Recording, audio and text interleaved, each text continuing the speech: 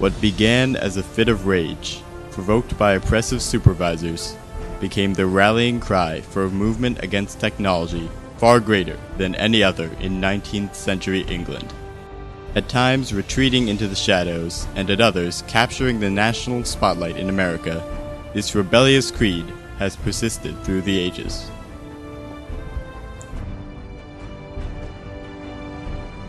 The Luddites have fought tirelessly against technology since their inception in the 1800s. It's a commonly held misconception that all technological progress benefits the human race, but Luddites know otherwise. This righteous group has been persecuted by society throughout its existence, but their crusade is our only hope for salvation from dystopia.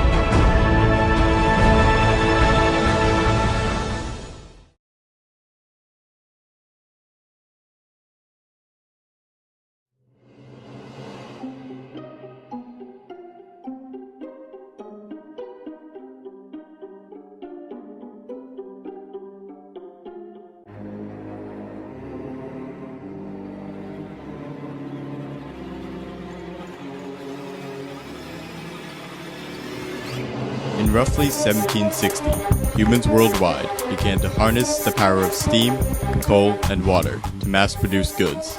Machinery shoved the agrarian society of the time into the past and rapidly launched the human race into its present technological state. The new technology immensely increased the output of any given amount of human labor. By the 19th century, a large majority of the civilized world was powered by coal and steam, wreaking havoc on the environment. Factories like this one poured noxious fumes into the air and polluted the water with toxic chemicals. In addition to technological and environmental changes, the revolution also radically altered the social and economic dynamics of the world. The Industrial Revolution is said by modern historians and economists to have considerably improved the quality of life of the average person through the introduction of mass-produced necessities, such as clothing. One would think that the Industrial Revolution would make a worker's life easier, but demand exponentially increased as a result of heightened supply. Thus emerged the dark side of the Industrial Revolution. Corrupt fat cats exploited their underpaid workers to work in unreasonable conditions in order to maximize product output and profit.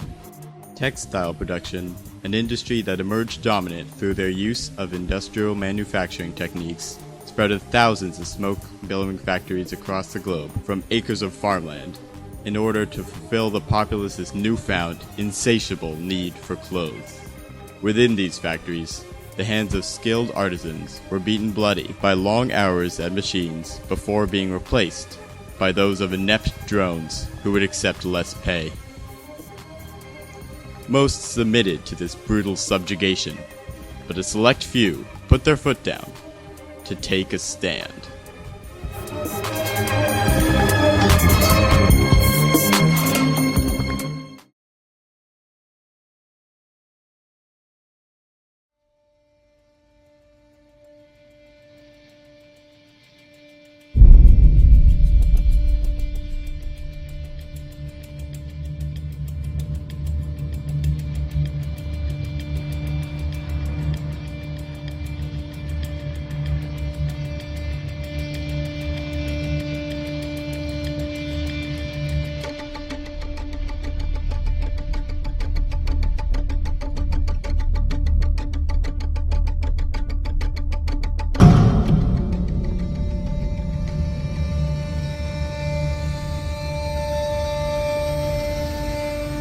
Beginning in 1811, reports of machine failure flared up across Britain. spinning frames, and power looms, contraptions of the Industrial Revolution would be reported non-functional without explanation.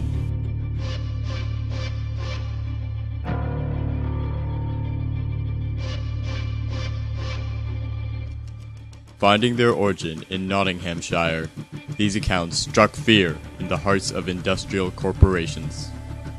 Masked under the cover of night, the Luddites of old demolished industrial machinery. No, Kim. Kim, do not wear that dress. It looks like a couch. I'm sorry, it is hideous. Kim, listen to me. I'm sorry, the life of a textile manager is extremely hectic. These Luddites were really just weavers who opposed lowered wages in the new power loom, so they decided to do something about it. The interesting thing was that the attacks were very well organized, and that was because of their general, Ned Ludd. As the story goes, Ned Ludd was a weaver who worked in a textile factory, and one day, after being whipped by his supervisor, he smashed 2 stocking frames in a rage of defiance. And from then on, people would jokingly blame Ned Ludd for broken machines. But the Ned Ludd joke had unexpected effects.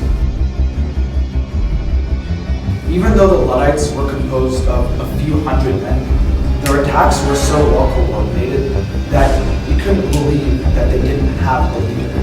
And the idea of Ned Ludd blossomed into the belief that there was a criminal mastermind in the Sherwood Forest plotting the next Luddite attack. And at one point, there were more British soldiers fighting the Luddites than Napoleon. The idea of Ned Ludd was so potent, regardless of whether or not he was actually real. He inspired Luddites across the continent to undertake very real missions, so much that he eventually became their namesake.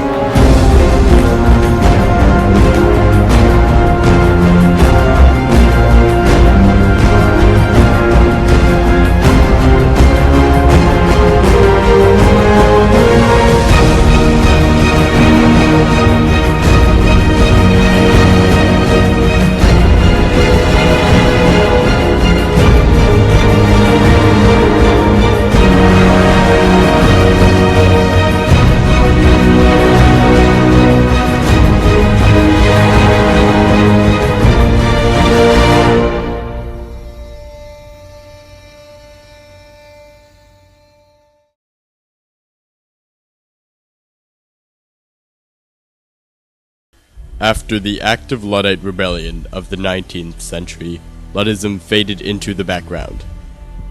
But in the mid-20th century, it returned with renewed vigor, as new anti-technological individuals emerged. Since they held similar values to the Luddites, they came to be known as Neo-Luddites. This resurgence of opposition to technology arose in the wake of the 2 world wars. Many people attributed the horrendous destruction of World Wars I and II to the new technology developed during these conflicts. The tank, the atom bomb, jet fighters with machine guns. These new weapons made possible mass slaughter on a scale never seen before. Experiencing the devastation firsthand, a new generation of men and women took up the old crusade against machines.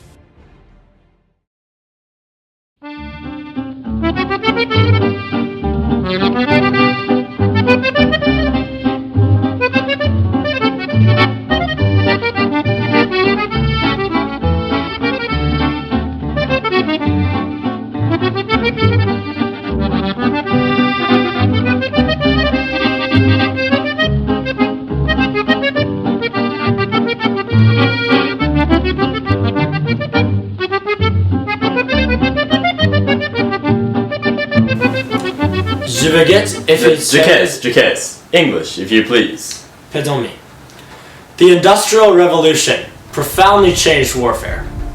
Prior to this era of development, for thousands of years, wars were fought with horses and swords, instruments of violence that had limited killing potential. In the 19th and 20th centuries, however, man invented the machine gun, the tank, and the ultimate killing device, the atomic bomb. The single atom bomb, dropped in Hiroshima, killed approximately 135,000 people. Think about that for a moment. In the blink of an eye, over 100,000 lives gone. Newer bombs can kill even more at the push of a button. And if we continue developing technology of any kind, it will undoubtedly be adapted for violent purposes, leading to a greater and greater escalation of death and destruction. Our only hope to avoid such a savage future is to cease the advancement of technology.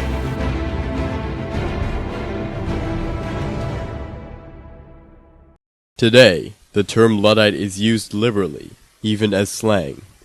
Although it originally referred to the men who destroyed industrial equipment more than 200 years ago, it can now describe anyone who opposes technology in any way. For instance, if someone refused to buy a cell phone for whatever reason, he or she might be called a Luddite. The term Neo-Luddite, however, is a far more serious designation.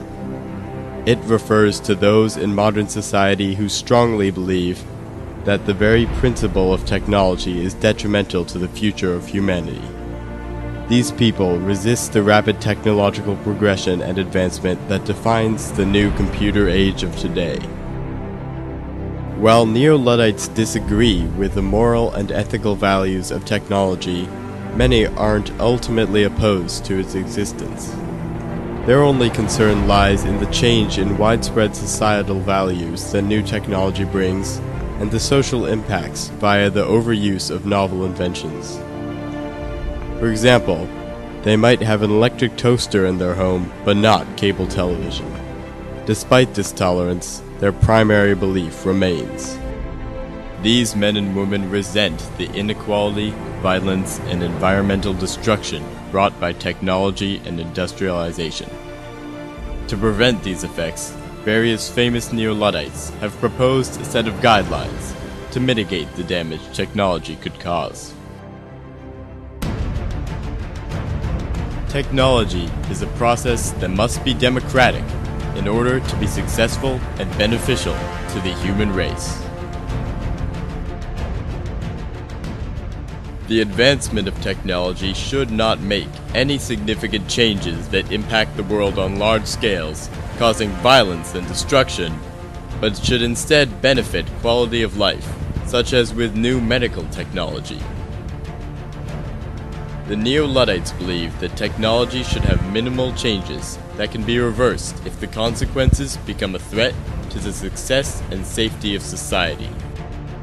However, many Neo-Luddites believe that our current state of technology is far beyond the small scale they envision, far too often employed for violent means, and impossible to be easily reversed. The technology, these Neo-Luddites conclude, must be destroyed. One such Neo-Luddite is Theodore Kaczynski, aka the Unabomber. Kaczynski dedicated his life to fighting technology, showing the radical extreme to which a Neo-Luddite can go, utilizing terrorist tactics to strike technological industries and affiliated individuals. The FBI named Kaczynski as such, based on his principal targets: university and airline bomber. Kaczynski showed prodigious intellect from an early age, accepted to Harvard University at 16, but he later deserted his life as a professor in an attempt to live self-sufficiently in the wild. He bought a tiny, secluded cabin in the Montana wilderness and rarely came into contact with others. Kaczynski became furious, however, as development and industry slowly encroached on his previously pristine surroundings. He came to the conclusion that reform was impossible and destruction was the only option.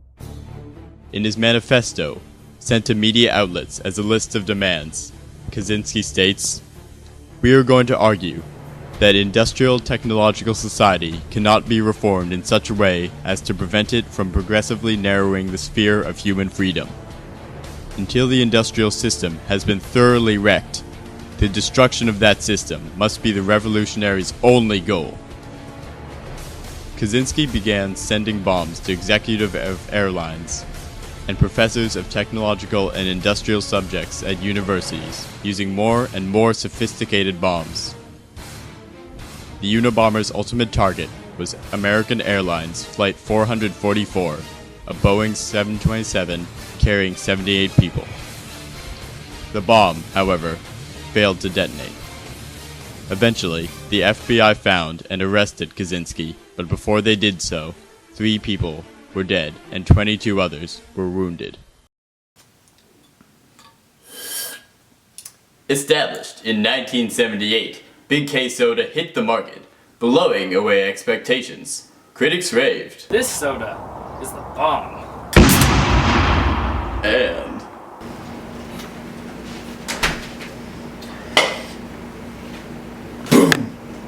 That just happened, PepsiCo. the original Big K Soda recipe came from an unknown hero in Montana, whose concoction allows us to create 23 explosive flavors. Now, you can have this beverage shipped directly.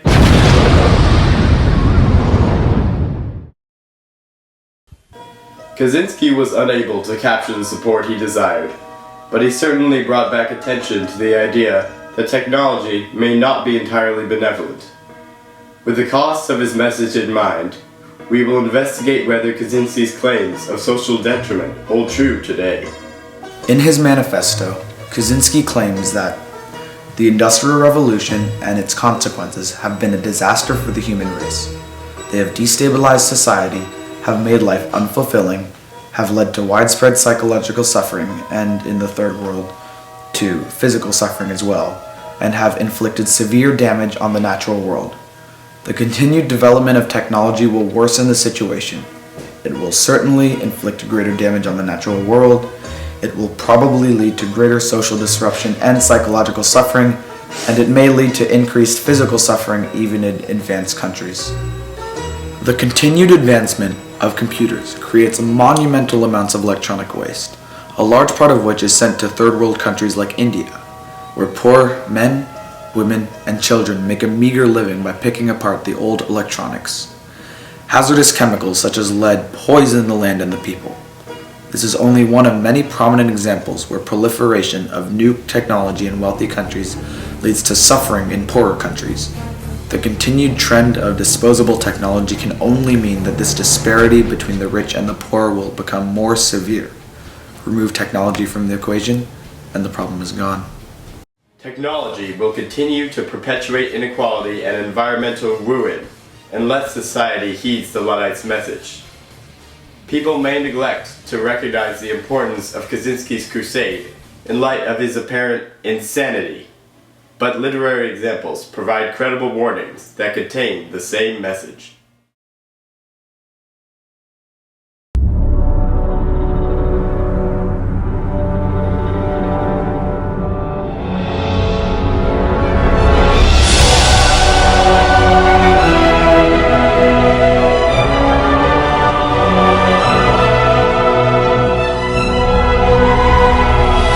As we all know, advancements in technology are proving to grow rapidly and uncontrollably. As time goes on, scientists and engineers will continue to manipulate and exploit things that should never have been interfered with in the first place. And what you're doing here, genetic power is the most awesome force the planet's ever seen, but you wield it like a kid that's found his dad's gun. At this rate, who knows what sort of destructive attempts to control science will come next? The unpredictability of technology is a threat to the future of humanity and should be dealt with accordingly. Hollywood has sugarcoated my initial message, and now I can only hope that my work is properly interpreted as a wake-up call.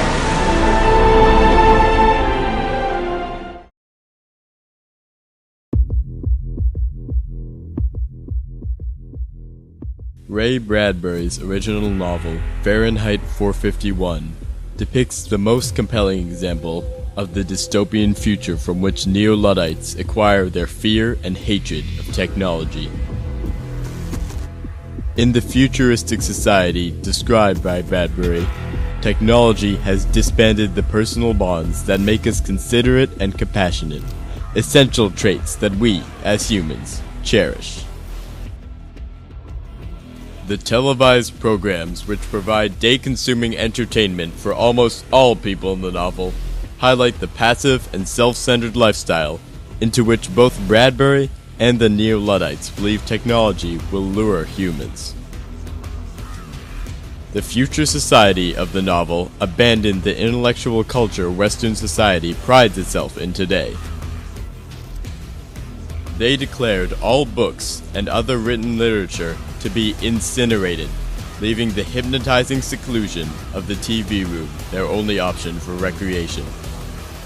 Montag, the essentially Neo-Luddite protagonist, recognizes this aspect of technology's effect on people. Since the populace avoids interfacing with others by absorbing themselves in technology, the people lose their human emotions and become little more than drones. Providing evidence for the conclusion that Bradbury's fictional future will come to be a reality, one can see the widespread apathy created by technology today. Absorbed in cell phones and iPads, people seem to care little for those around them. So, when you're at the dinner table, do you and your family ever have conversations? No. So you guys just kind of sit around playing on your phones? Yeah. What about on the bus or other public places? Do you make friendly conversation with strangers, meet new people? No. As you can see, technology builds barriers between people, both next of kin and strangers. Clearly, we find ourselves at the precipice of tipping the balance from our current state of technological obsession to one where our lives revolve entirely around the newest gadgets, to the point where our family and friends are merely afterthoughts. The prime example of the modern Luddite, Ted Kaczynski, agrees, writing as one of the core complaints against technology in his manifesto, that advanced technology increasingly makes life unfulfilling. Over centuries of refinement, Luddites have sent their warning time and time again, only to find humanity blunder into the future with no idea of what's to come. Is there a chance that humanity will someday accept the Luddites' message? Possibly, but not if those in power continue to profit from technology. As a species, humans tend to ignore the long-term effect of something if it is pleasurable in the short term. This arrogant mindset can be easily explained by the Luddite horse analogy. As the analogy goes, two horses are talking at the beginning of the 20th century. The first horse is a Luddite and complains that this new automobile will soon put horses out of work. The other horse replies that technology has done nothing but improve horses' lives. They used to have to carry the burden of plowing fields and riding into battle. This barn stands as a testimony to the rapidly changing world, as it was once filled with magnificent beasts, but is now desolate and abandoned. Will humans be driven out of work by self-driving cars and other advanced forms of technology?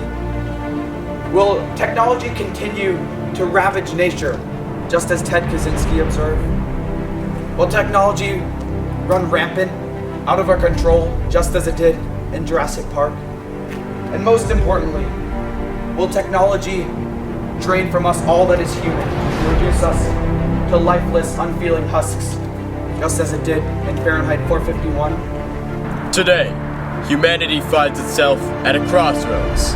On one path, the path of technology, we see a future of inequality and disarray. On the other, the more difficult, the Luddites will lead us to a tomorrow where humans take precedent over machinery. We are at a critical moment. If we further delay our decision, we will have gone too far to ever turn back.